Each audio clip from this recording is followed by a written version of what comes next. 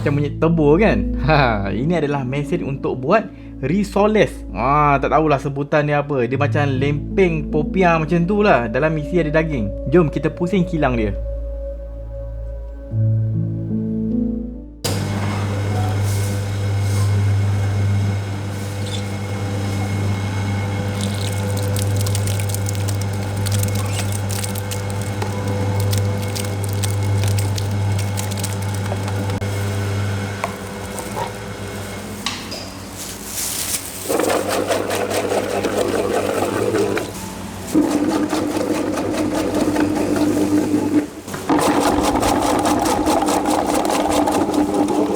Mesin potong dadu ni menarik. Tengok ni, saya minta dia untuk bersihkan kejap. Saya nak tengok dalam dia macam mana dia berfungsi. Ni tempat masuk dia tadi. Okay, kita masuk lobak ke apa semua kat dalam ni. Kat sini dia punya pisau. Biar dia scrap benda berlebih kejap. Potong dadunya dekat sini. Dan sini untuk menolak potongan tadi masuk dalam kita punya bakul. Tapi macam mana dia buat? Ini pisau dia potong, faham. Tapi nampak tak dekat bawah lepas pisau ni ada macam slot yang menyondong sikit, supaya lepas potong dia akan tekan. Dia tekan masuk dekat yang grid macam ni, baru dia potong dadu dan ditolak keluar kat sini. Nice.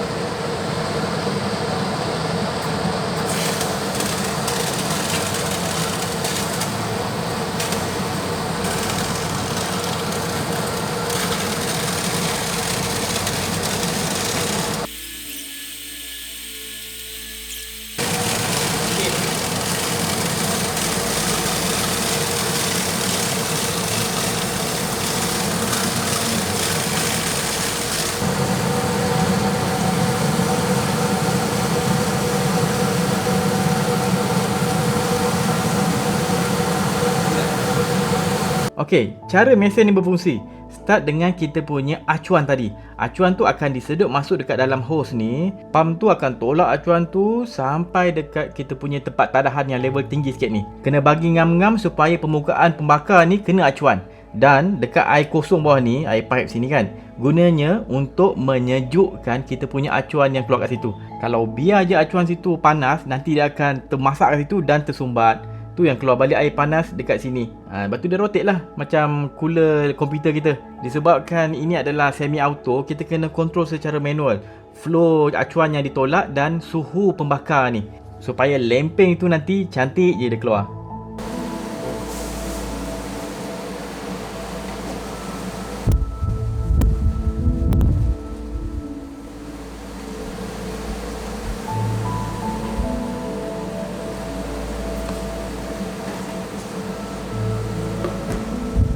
Dalam 3 lane.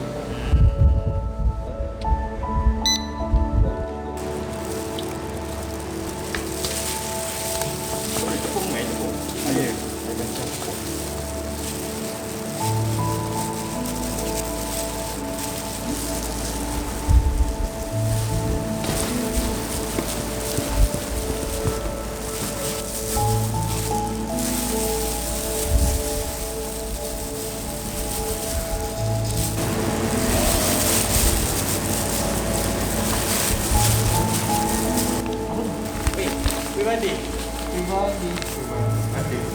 India punya bro. Oh, nak berangkat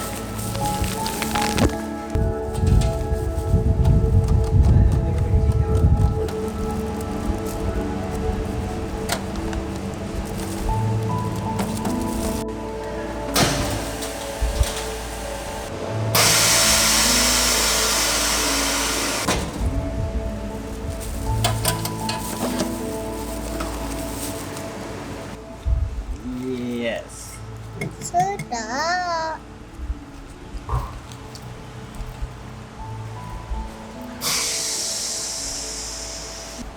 Tu lah, lain lah. Lain dia Popia kan? Lain daripada Popia. Kalau bagi awak apa? Lagi sedap daripada Popia ke apa? Lagi sedap daripada Popia kan? Dia Macam menarik mesin tadi kan. Dia semi auto tapi ada part yang macam tak apa syok sangat. Sebab kalau kita tengok dia punya konsep mesin tu adalah kita ada pembakar lempeng kat sini, bulat-bulat, ada penadah kat atas dan satu lagi penadah dekat bawah ni. Bawah mesin kita ada tangki acuan. Takungan yang ini akan masuk balik dalam tangki, akan keluar kat situ kalau ada lebihan kan. Daripada bawah tangki ni akan ada hose tolak pump sampai naik ke atas ini. Penadah pertama kita tu supaya pembakar ni boleh celup acuan dan bakar. Lepas tu lebihan tu akan jatuh ke takungan dan tangkung ni akan flow balik semula masuk ke dalam tangki bawah kita. Untuk design ni ada dua tempat kritikal, iaitu kat sini dan satu lagi dekat area takungan dan hose patah balik ni. Paling teruk dekat sini.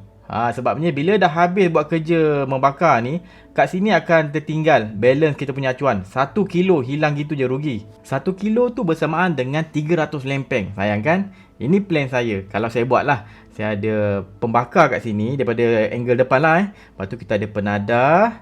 Lepas tu kita ada tangki. Tangki dia lain sikit. Tangki dekat sini, dekat atas kita punya takungan. Acuan tu pula akan ada dalam kita punya takungan ni. Dan ngam-ngamnya dia akan sentuh pembakar kita ni, supaya pembakar kita ni celup cantik saja.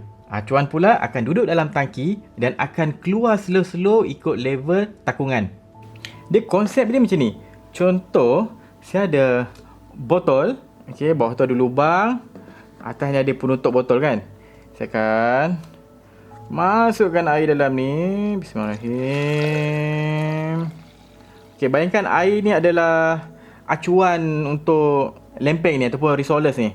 Saya masukkan dalam bekas ni, tutup rapat. Bismillahirrahmanirrahim. Saya akan terbalikkan. Hup. Okey. Alright. Okey, terbalik dah. Alright. Okey. Tutup. Ini tutup. Sekarang, air ni tidak keluar daripada botol ni walaupun bawah botol tu ada lubang tau. Sebabnya apa? Sebabnya dalam ni ada udara dan udara ni bertekanan rendah. Tekanan rendah ni disebabkan oleh kan graviti air ni nak turun ke bawah, tapi ada udara kat atas. Jadi udara tu dah macam molekul tu dah terkembang-kembang dah, merenggang dah. Molekul udara di luar ni pula dah bertekanan tinggi. Jadi ini nak masuk dalam, ini tak dapat keluar. Tu yang dia hold air kat sini. Udara yang bertekanan tinggi kat luar ni akan cuba masuk dalam botol tau. Jadi bila botol ni terangkat, ada je space, udara akan masuk. Bila udara masuk, air tu boleh keluar sebab digantikan oleh udara dalam botol tu. Dan air tu takkan keluar semua. Dia akan keluar sampai level air yang bertakung ni tutup balik lubang bawah tu. Tengok nampak kan? Jadi terkawal lah kita punya air ataupun acuan yang ada dalam takungan kita ni. Tapi ni kalau lubang besar lah, jadi air tu keluar sekali banyak. Kalau nak cantik, kita kecilkan sikit lubang supaya dia slow-slow je keluar. Okay, contoh satu lagi konsep. Saya tutup. Apa berlaku jika saya buka tutup botol ni? Tekanan udara dari luar yang tinggi tu akan masuk dalam kita punya botol. Jadi air tu boleh tertarik ke bawah ikut graviti. Kalau kita apply dalam design kita ni, pembakar tu akan sentiasa celup kita punya acuan tau. Makin lama makin berkurang kita punya acuan ni.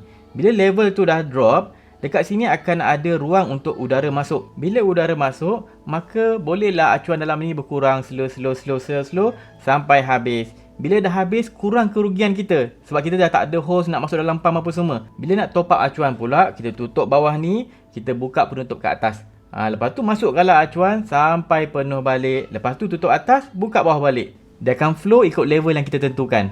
Lepas tu kan, bila air ataupun cecair campuran dia tu keluar daripada lubang bawah, pergi ke bahagian takungan air, dia akan macam berombak sikit tau. Ombak tu mungkin akan kacau masa proses pembakaran tu. Sebab bila berombak, pembakar dia tu tepek kat situ, maybe ada terlebih sikit, ada terkurang macam beralun kan.